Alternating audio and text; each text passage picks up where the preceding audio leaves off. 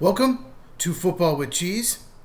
So I made a video last night after the Packers blew it against the Bears. It was more than just Matt LaFleur, obviously. Players got to play as well, but he is the main reason they are losing all of these games. Got a lot of comments. I'm trying to get to all of them. But this video, I'm going to be a little more specific and go over why Matt LaFleur sucks and all the reasons why.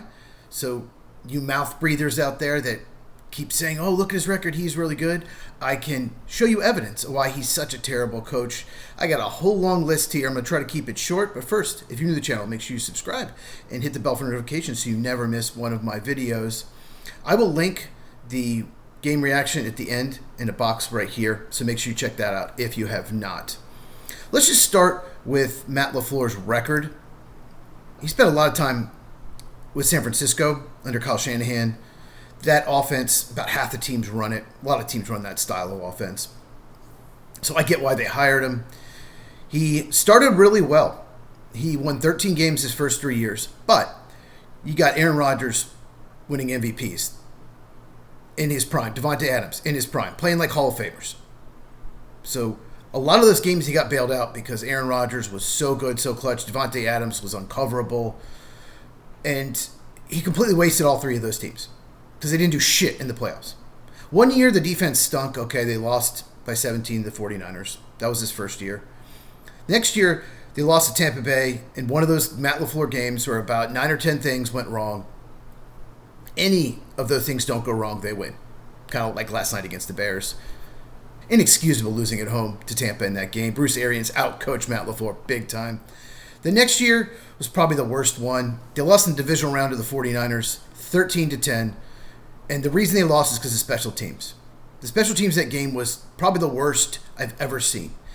And for some reason, Matt LaFleur does not give a shit about special teams. It's been bad every single year he's been there. He doesn't care. He won't fix it. He won't fire Rich Bisaccia, whatever the fuck his name is. Complete freaking retard. Won't fire him. Won't fix the special teams. It costs them games every year. And it's cost them playoff games. So in the 2022 season, they had traded Davante Adams. I get it. He wanted out. Maybe he wanted away from LaFleur. I don't have any evidence of that. And Aaron Rodgers kind of has a down year, and he wants out of Green Bay. So, yeah, they go 8-9. Then they go 9-8. They actually won a playoff game. Jordan Love comes on at the end of the year. Still, should have beaten the 49ers in the divisional round. Led a whole game. He got way too conservative. Part of the problem that year, though, was Joe Barry, the defensive coordinator, was a disaster. But once again, a terrible hire. Joe Barry has always been a bad defensive coordinator everywhere he's been, and they let him stick around for 3 years. Cost him that game. And Rich Bisaccia, every special teams coach he's hired, has been an absolute disaster. He won't fire him. The one good coach he's ever hired is Jeff Hafley, the current defensive coordinator. And then last year, went 11-6, but couldn't beat Minnesota or Detroit. Lost all 4 games to those teams. So didn't win the division. And then go to Philadelphia, lay an absolute brick, score 10 points. Really because of Josh Jacobs, or they wouldn't have even had more than 3. So terrible playoff record, 3-5. And when he gets in the playoffs, he does this all the time. He plays not to lose, especially when he gets a lead. This is the Matt LaFleur way. Let's get up 2 scores and just coast. Let's get real conservative. Let's just not make a mistake and hope we can win with defense. The problem is when you play not to lose, usually you do. Remember Marty Schottenheimer? He would do that. Let's just run and play defense. Let's get a lead and just coast. Just don't fumble through an interception. In the playoffs, you lose doing that. That strategy does not work. For some reason, he gets up 9, 10, 14 points in the second half. He won't put teams away. Run on 2nd and 8. Screen passes. Dink and dunk it. Just don't make a mistake. Jordan Love rarely throws interceptions. Aaron Rodgers rarely threw interceptions. So why are you so conservative? It's absolutely ridiculous. And let's talk about this year. So they trade for Micah Parsons. I love it. Would have done that trade as well. They're going to be contenders for years to come because of that. But they dominate Detroit. They dominate Washington to start the year. Those games were closer than they should have been because Matt LaFleur got too conservative, tried to coast. But they dominated that game. They had a Sunday game against Detroit and then a quick Thursday game against Washington.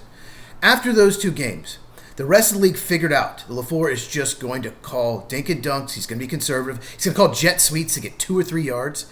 If you know what jet sweep is, it's when the wide receiver's in motion and the quarterback is under center and hands it to him. They tried about 6 or 7 of those last night, most of them getting 2 or 3 yards.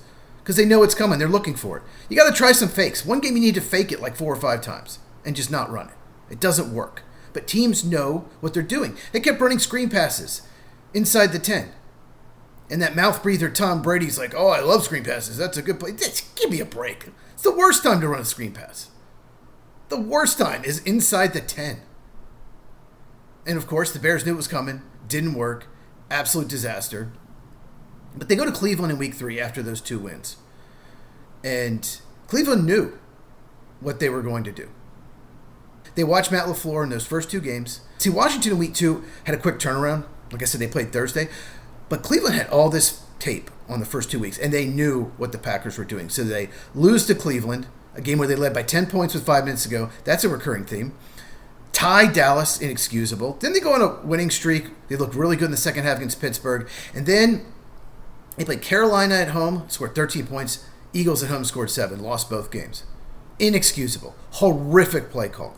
Then they beat the Giants, who suck. Then they beat the Vikings, who were playing like shit at the time. J.J. McCarthy couldn't play. Then they go to Detroit on Thanksgiving. Jordan Love was incredible in that game. So they won. He's incredible next week against Chicago at home. Then their last 2 games are at Denver, at Chicago. Both games, they had 2-score second-half leads. And blew them both. Because Matt LaFleur sucks. He absolutely sucks. I'm just sick and tired of this. They're 9-5-1. Should at least be 11-3-1. They should. Any average coach would be. Ben Johnson has outcoached LaFleur in both games. I don't even think Ben Johnson did a great job in that game. Yes, there was an onside kick not recovered by Romeo Doubs. Yes, there was a botched snap in overtime. Shouldn't have ever come down to that. Shouldn't have mattered. Now let's just end the video. I'm going to go over exactly why LaFleur sucks. He sucks because the offense 1 week will look amazing, take chances. Next week, dink and dunk it, very vanilla, very predictable. He sucks because he gets so conservative when he gets up 2 scores. He sucks because he's ineffective in the key situations. The play calling has been horrible. And Aaron Rodgers used to complain about it. Everyone's like, oh, he's a little bitch on the sideline getting mad. He was frustrated, and he should be.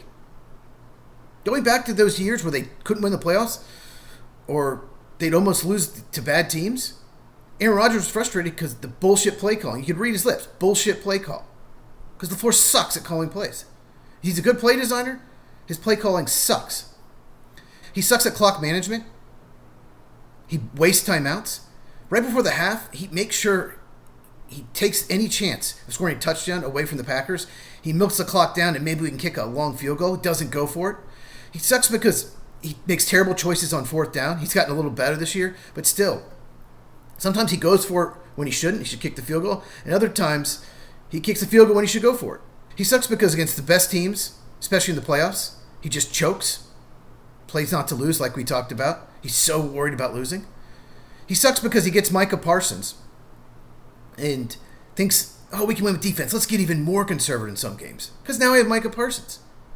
He can use that as an excuse. And they've won some games this year because of Micah Parsons. At least 2, for sure. They do not win that Arizona Cardinal game. One of the worst teams in the league this year. They don't win that game without Micah Parsons. Their record would be 6 or 7 wins now without Micah. And they still should have won the game last night. Absolutely. Without Micah Parsons. Because they're better than the Bears. The score would not indicate that. But they have a worse coach. He sucks because he's not a leader. It's one of the most undisciplined teams in the league. There is actually a game on X. Packer Twitter. The game is you drink every time there's a special teams penalty. And they had to stop playing. A lot of fans had to stop playing because they were getting drunk and blacking out and not remembering the 4th quarter. Although, honestly, I'd rather not remember the 4th quarter. He sucks because he makes terrible staff decisions. We've talked about the special teams coaches. Having Joe Barry as the defensive coordinator for 3 years definitely cost him at least 1 Super Bowl, maybe 2. Thank God they have Jeff Hafley now, who I would want to be a head coach if they fire LaFleur, by the way. But that's a video for another day. Let's hope they just fire him. And he sucks because he doesn't adapt. He does the same thing over and over, expects different results. That's a definition of insanity. He is the same coach he was in 2019 as he is now. The same way, the same play calling, the same, let's get up and just coast. He has got to go. He just sucks. He sucks at leadership. He sucks at play calling. He sucks at game preparation. He sucks at challenges. Undisciplined team, dumb penalties. He just sucks, and I'm tired of it. He sucks because he wasted Aaron Rodgers' MVP years. He sucks because he's wasting a team with Jordan Love and Micah Parsons in their prime. So let me know in the comments down below. Do you agree, disagree? Would you fire him? I know Bears trolls will be all over the comments. They always are. If you have not, subscribe to the channel. Hit the bell for notification. Me and Mike do Lights Out podcast every Tuesday night, 8 Eastern, 5 Pacific. We talk baseball, college football, and of course, NFL. Share this with anyone who loves football. I cover all 32 teams on this channel. Once again, check out my instant reaction last night to the Bears-Packers game, and I'll see you in the next video.